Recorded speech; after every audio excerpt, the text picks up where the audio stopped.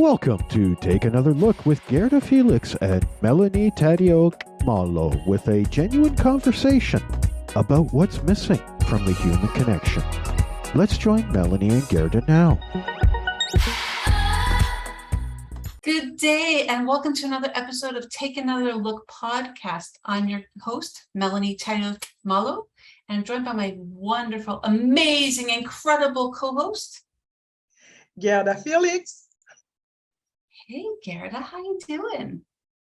I am well, Melanie. How are you? I am so good. You know what? I love when the good weather starts to come to be, the change in the seasons, you get to change the closets, all that fun stuff. I just always am in such a good mood. The sun is shining, all is well. So Gerda, we're here to have a conversation like we always do. Sometimes we talk about some uncomfortable conversations. Other times we talk about things that we love. And today is one of the days we're going to talk about something I love. I know you love it too. And that's mentorship. Yes. Mentorship is many different things people say. And I'll just start off by using a quote. Bob Proctor once said, "A mentor is someone who sees more talent and ability within you than you see within yourself, and they help bring it out of you." This sums up what mentorship is, because I think we all have talents and abilities, and we don't always see them, but there's always going to be somebody that sees it in us, and they'll help bring it out. And when you think about it, we've had mentors all our life as children, our parents, our older siblings, teachers, people in the community. And then, of course, when we get older, at work, well, for us at Toastmasters, and in a lot of different areas. What does mentorship mean to you, Gerda? Mentorship means exactly what Bob Proctor said. Because for me, as I mentor others, I get to see their potential. I get to see what is within them that they are not even conscious of yet. So that's why I totally agree with what Bob Proctor said. What about you? Oh, I think it's amazing. For me, I really wasn't aware of what mentorship was until I joined Toastmasters. I knew, obviously, I was being guided and encouraged, and people sharing their experience with me as a child and in different areas at work, things like that. People take you under their wing, but I didn't know the title of it, mentorship. So yes, a mentor is somebody that is going to help share their personal experiences, knowledge, and expertise on what they've already experienced to help guide you around a new learning, whether it's that new job at Toastmasters, the rules, how to deliver a speech, pathways, whatever it might be. But what I love about mentorship is, yes, you're learning from somebody else's experience, but they also give you some really amazing feedback in a supportive environment. Not like, you did this wrong. More like, I really like how you did this. Perhaps you may want to consider this next time. For me, this opened my eyes to the opportunities that I could learn and grow from as a protege or a mentee, and then also what I could contribute as a mentor to others. Now, for you, Gerda, what was your first experience with mentorship? I've had many. I can say I've had many, but I'll always remember this beautiful girl when I worked at Burger King. And I'm pretty sure I've told that story before. But the reason that I call myself a mentor, although I don't think we used that term back then, it's because I was invested in her success. I wanted to see her do well.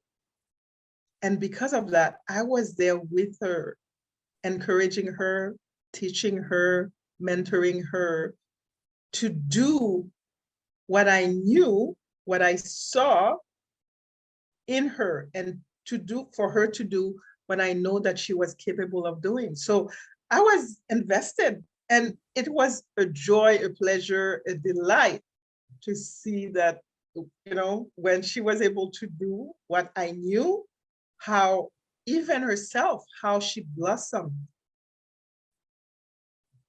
That's what it is for me. It's And you. amazing, isn't it? Yes, no, for sure. And I think looking back, reflecting, yes, we had been proteges all our lives as children. And as we learned something new anyway, because it's something new.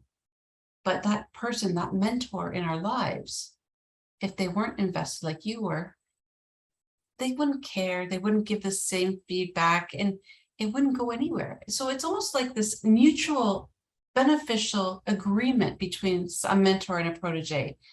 I'm going to help you grow and you're going to learn and do your amazing things, accomplish your goals. And it's like this cycle that's continuous. So once you're a protege or a mentee, you work with a mentor, you learn, you grow, and then you give back. And that's what I love about mentorship. It's ongoing. Yes, and it's also building a relationship.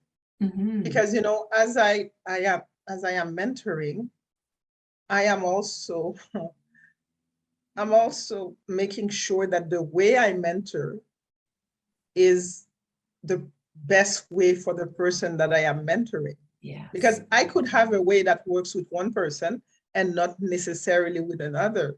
But if I am not, what's the word I'm looking for, flexible enough to adapt to the people that I am mentoring, I might cause more harm than good. So that's why I think it is important. It's not only the person who's receiving, it's also me who is giving. I am also learning from this person. It makes my life even richer. What do you think about that? Oh, that reminds me of my first mentor at Toastmasters.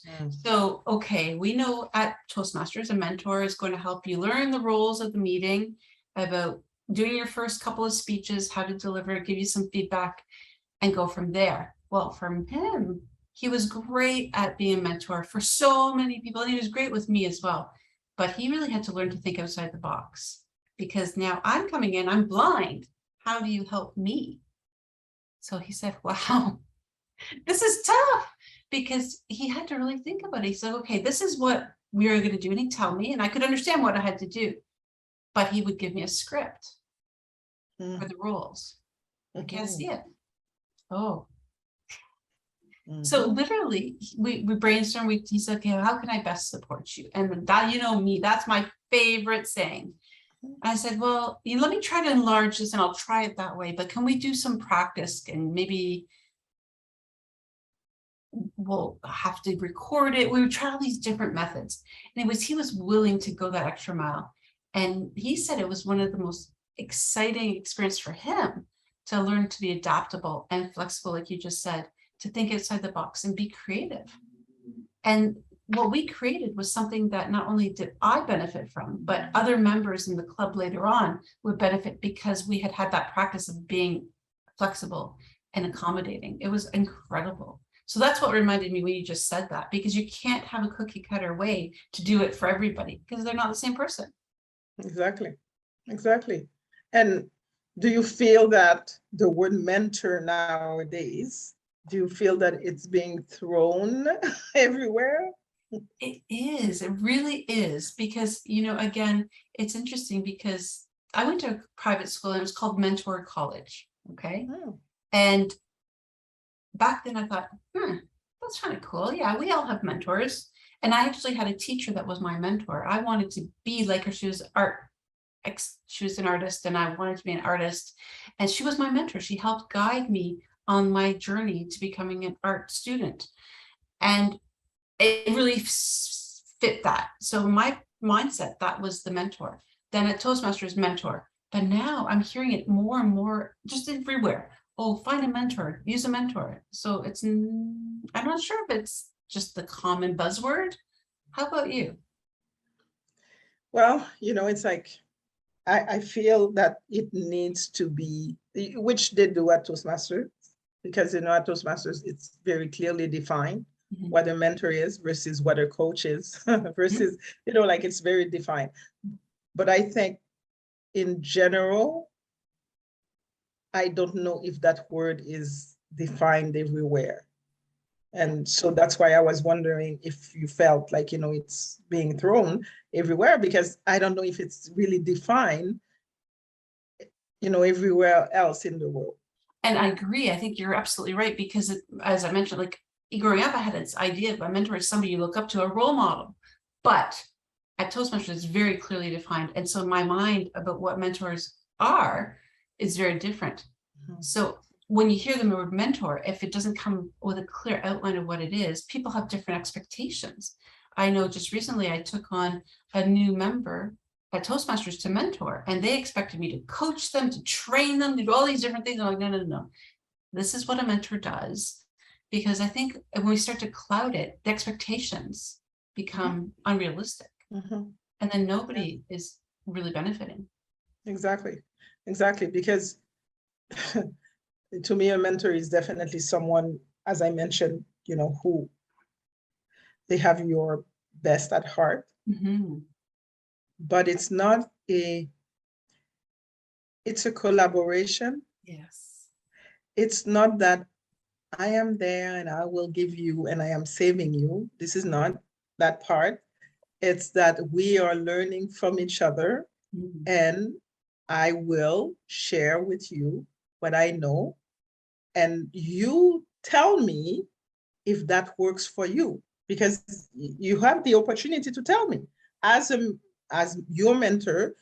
You have the opportunity, and I believe that a mentor should, I don't like should, but a mentor is to be open Mhm. to receive feedback from their mentee.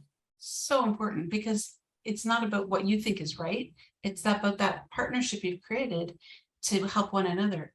And it's interesting because even if it's one-on-one mentorship or a group mentorship, peer mentorship, whatever type of mentorship it is, it has to be give and take. It can't be one-sided.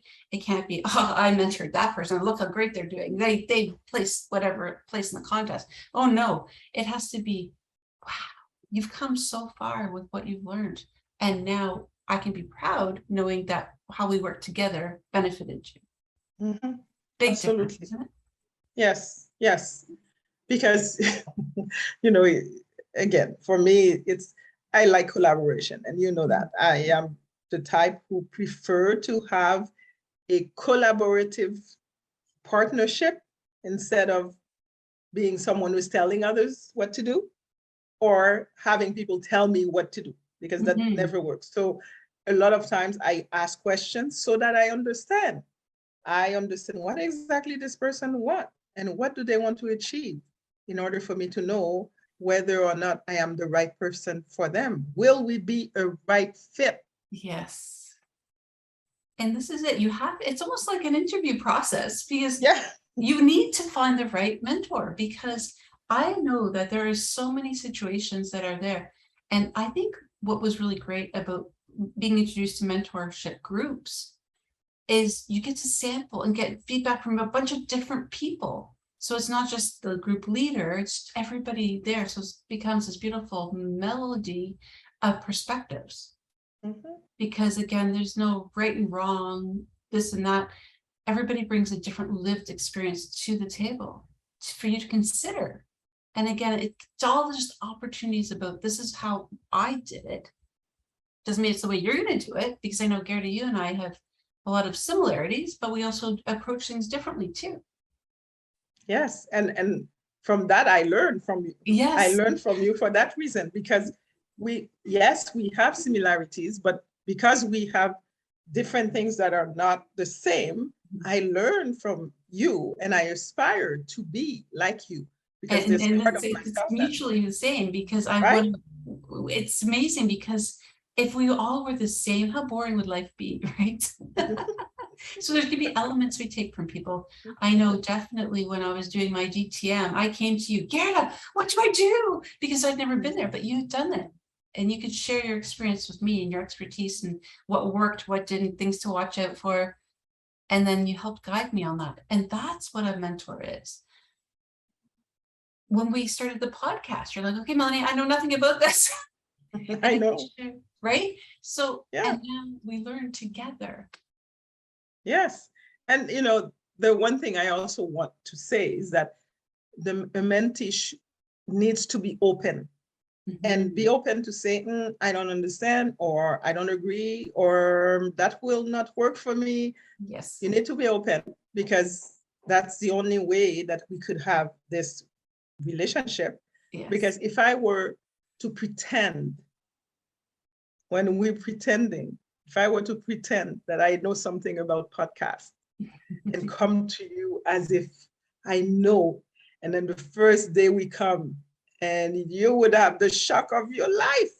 It's true. And the thing is, I think when we're honest with people, we're vulnerable, but we're also then free to make mistakes, to learn, to ask questions without any judgment.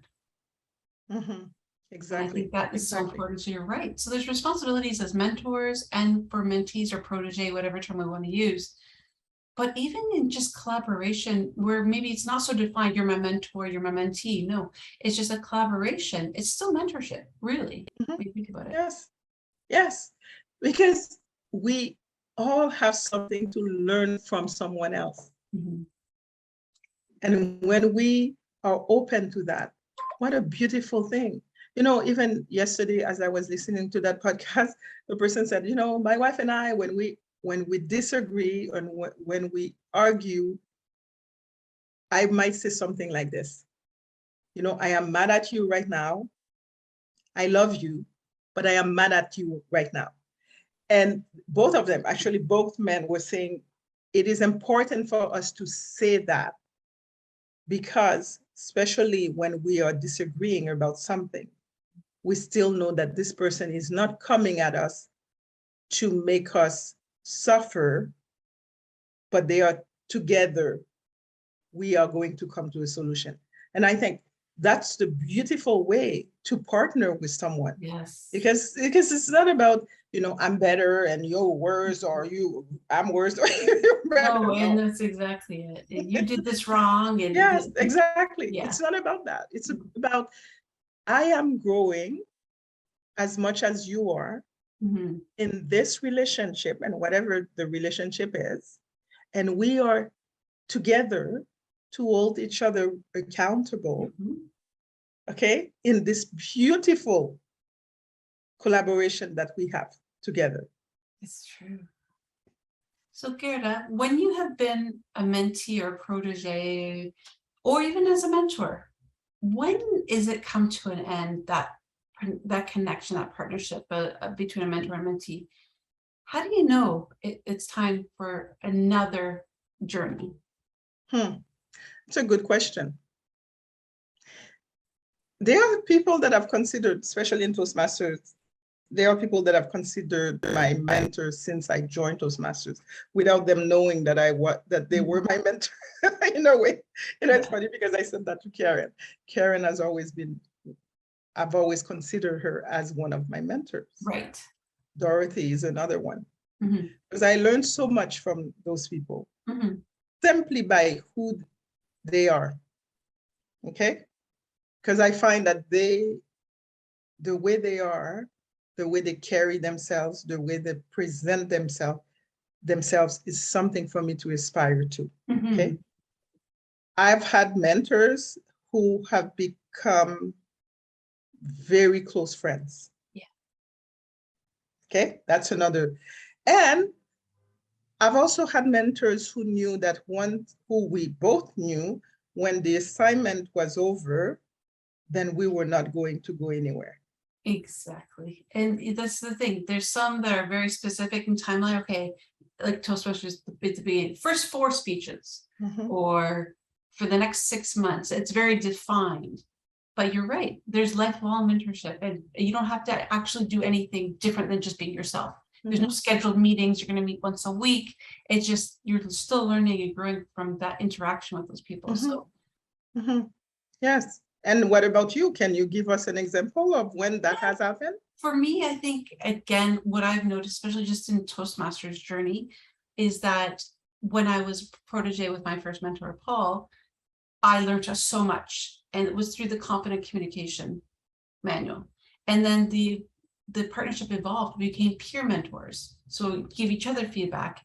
And then as I started to take on leadership roles, I looked to other people for mentorship. Not that he helped me out at the beginning, but I still wanted to develop further. So I needed to reflect and interact with another mentor for how to be a better president or how to coach a club. I was asking you questions. I was asking Anne. There's so many different people I started connecting with because I knew nothing. I needed to learn.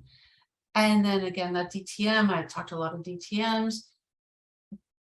But although that was very specific for what I needed to learn in those moments, it doesn't mean the mentorship doesn't continue for different elements, because I'm continuously learning.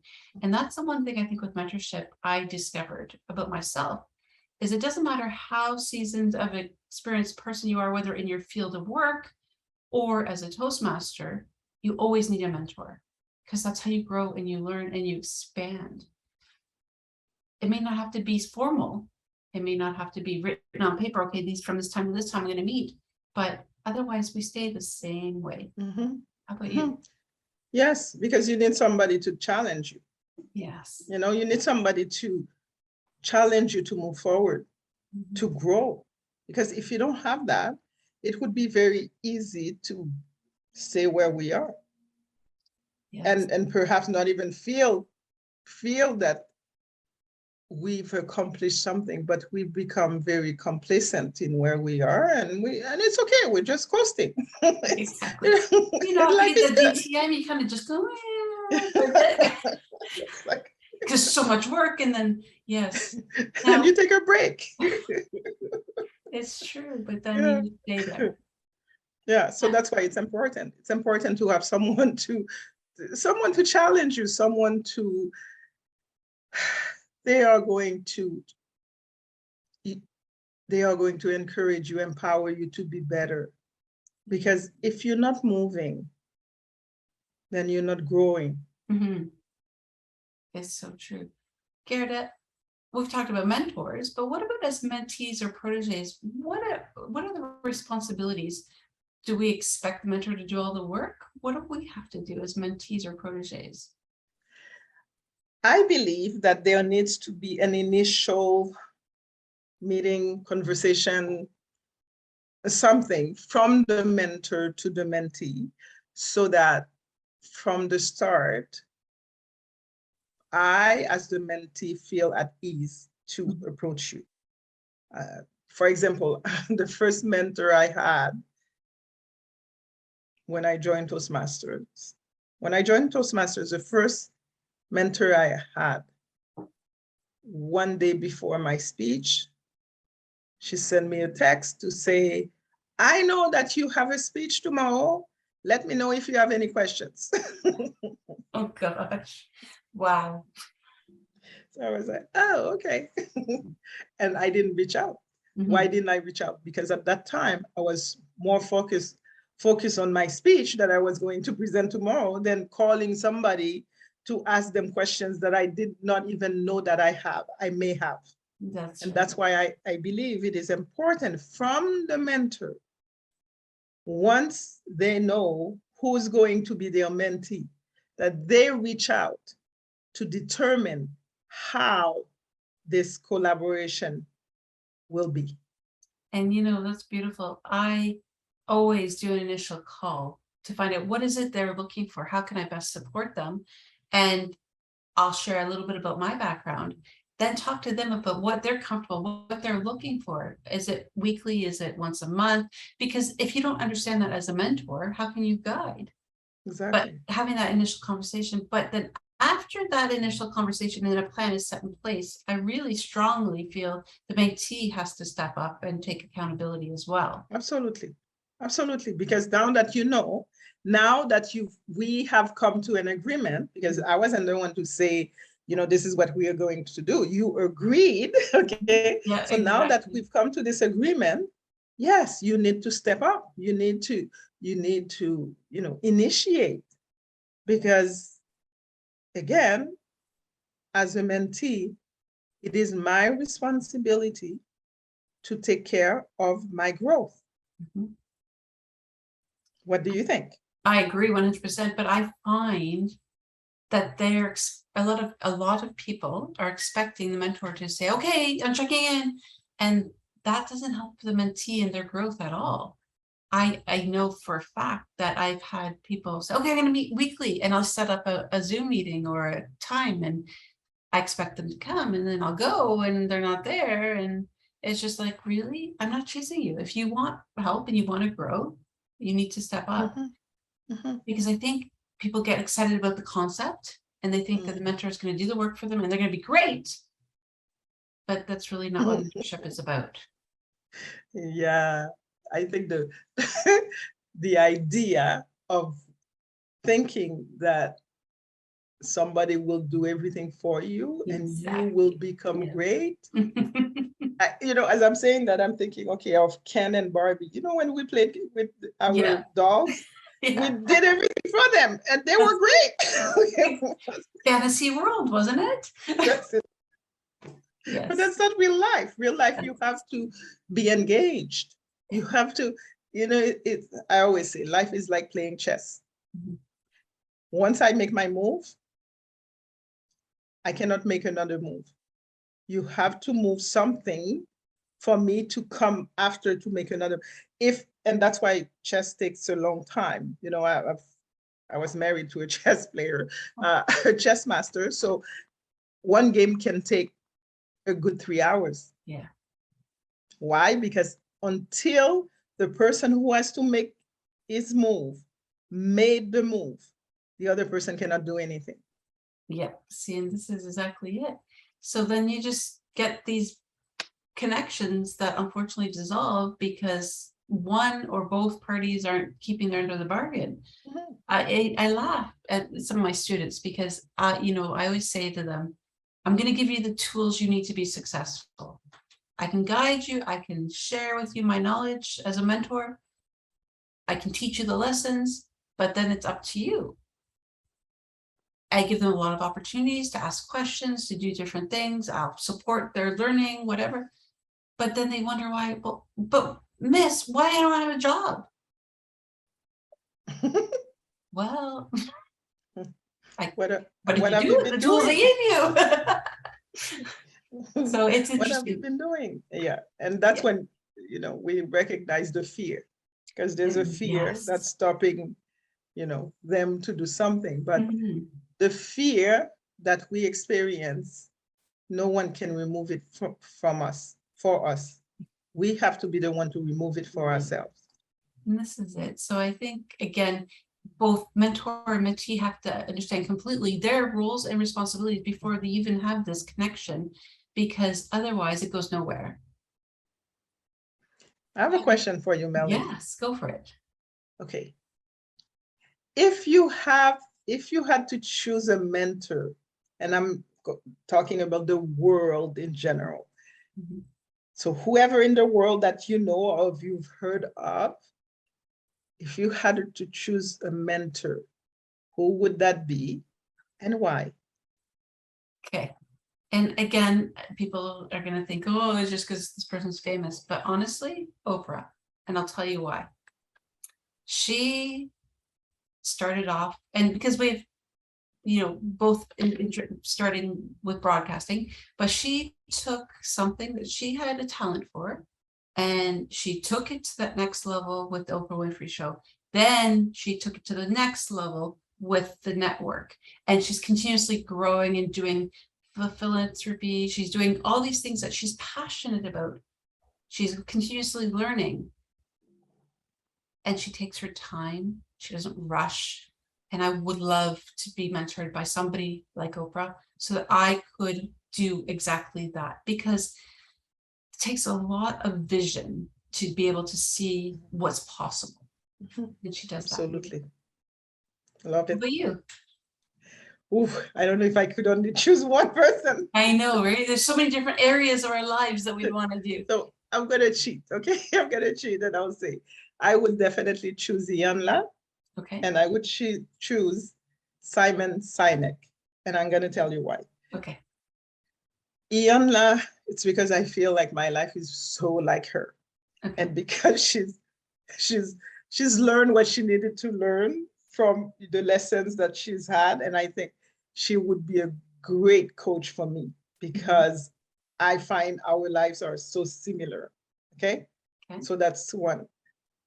And we, as a coach myself, I feel like I have similar ways of coaching as Yana. I became a coach because of Yana Van Zen. Mhm. You know, I saw her doing her magic live, and I was like, I can do this. That's how I became a coach. Simon Sinek, because for me, he embodies emotional intelligence. And I think it's something in this world that we need more of. And I've heard him speak and many times, and I'm always in awe. And I would really love to be mentored by him. So those are the two people I would say. Ah, okay. And it's interesting, right? Because you had your coaching side, you had your emotional intelligence side, which is the human. There's so many areas. I think we could have a mentor for every element of our life, right? And that's a good thing because we should have multiple mentors. We shouldn't just depend on one person because there's only one perspective. Absolutely. Absolutely. Yes.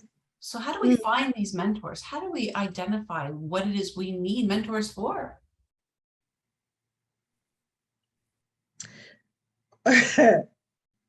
You know what my first answer will be? Know thyself. I knew that was going there. Yeah.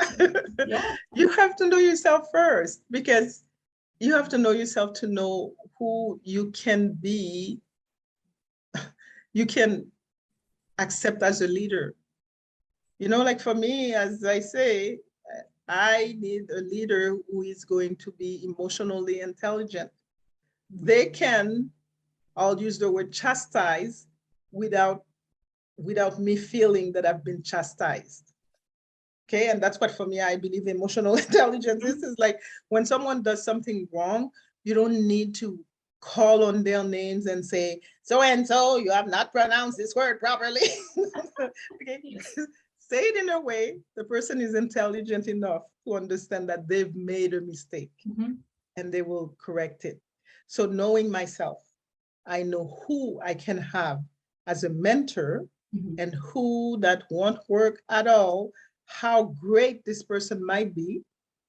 I know it won't work because our energy is not the same. Yes. So true. Do you have anything that you would like to add in terms of that? For me, it's just a matter of making sure that your expectations of one another, whether mentor or mentee, are realistic. Because there's nothing worse than saying, well, you said you're going to do this, or you promised me this. There's none of that. And be clear in expectations and responsibilities at the onset, and then something beautiful will happen and emerge. And again, it doesn't have to be formal. It has to just flow. And that's when the best mentor-mentee relationships happen. Absolutely. Final word, Gerda? Well, a mentor is a beautiful, beautiful person to have in your life. And I also believe that there is something they're saying, iron sharpens iron. And I think that's what mentors do for us. And I'm going to leave us with this quote by Maya Angelou. When you get, give. When you learn, teach. Mentorship is the gift that keeps on giving. So when you receive it and you benefit from it, it's your turn to give back. So please utilize this. And if you don't have a mentor, reach out, discover who that person may be in your life in whatever element, and just embrace it. I love that quote, Gerda, don't you? Maya Angelou is I do. gem. I do. Yes. Until next time, Gerda, how can people find us? Well, on YouTube. Yep. Okay, on YouTube to start. On Facebook. Absolutely. We also have a website, takeanotherlookpodcast.com. You can find us on Spotify, on Apple Podcasts. We also have a blog, although right now on our blog, Melanie has written a lot. We have to get back. I have to get back to it. I have to get back to it. Gelda has written perhaps once, maybe twice, but I will come back to it. Yes. But please visit us. Yes, and we want to hear from you. Please reach out to us. Let us know if you're interested in being a guest. Do you want to have an uncomfortable conversation with us? Or if you have some comments or feedback, we are open to it. Please, we encourage you all to stay tuned, like, subscribe, and connect. We want to hear all about everything you're going through because no conversation is too uncomfortable for us, right, Gerda? Exactly. Because, you know, we are very respectful in the way that we have a conversation and we have a discussion, and we are open to hear your perspective. Until next time, take care. See you then. Bye for now.